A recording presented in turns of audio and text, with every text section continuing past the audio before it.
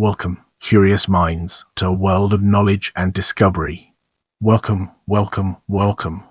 We're thrilled to have you here as we tackle 5 years plan to governing Aborigines. 5-year plan for governing Aborigines, or the 5-year plan to subdue the savages, was a program aimed to use military force to suppress the Aborigine populations in Taiwan during the early years of the Japanese rule. It was enacted by the 5th Taiwanese Governor-General, Sakuma Samata, from 1910 to 1915. In the year of 1906, General of the Imperial Japanese Army Sakuma Samata became the 5th Governor-General of Taiwan. In 1909, Sakuma created the Bureau of Aboriginal Affairs as a part of the Civil Administration Bureau and established local Aboriginal offices in different regions among Taiwan and assigned Aboriginal duties to local administrators. As a result of preparation on further soon-to-be enacted Aboriginal governance program, he then drafted the 5-year plan of Aboriginal governance in 1910 with a budget of 16.3 million yuan, aimed to make all the Aborigines who were living in the mountain regions pledge their allegiance to the Japanese ruling force with the use of military and armed forces in 5 years. In this chapter, we'll be unraveling the enigma of background and discovering its transformative power.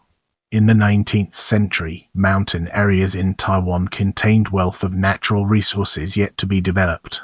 Forest and mineral products became a tempting treasure for Japan. However, those areas were traditionally the hunting field and possession of the Taiwanese Aborigines.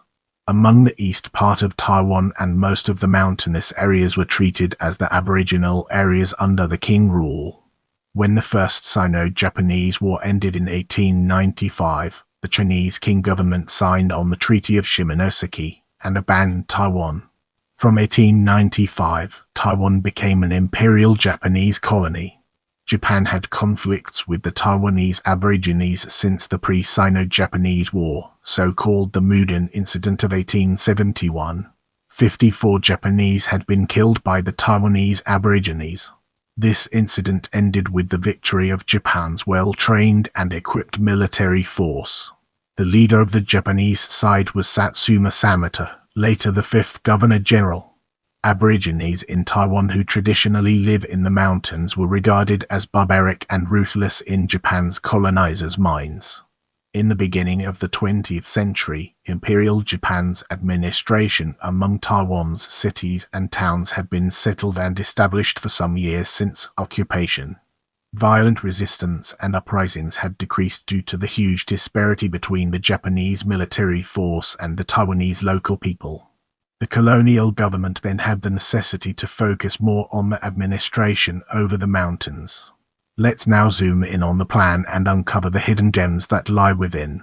From the beginning of the plan, Japanese colonial government had decided to adopt a violent way to force the Aborigines to obey.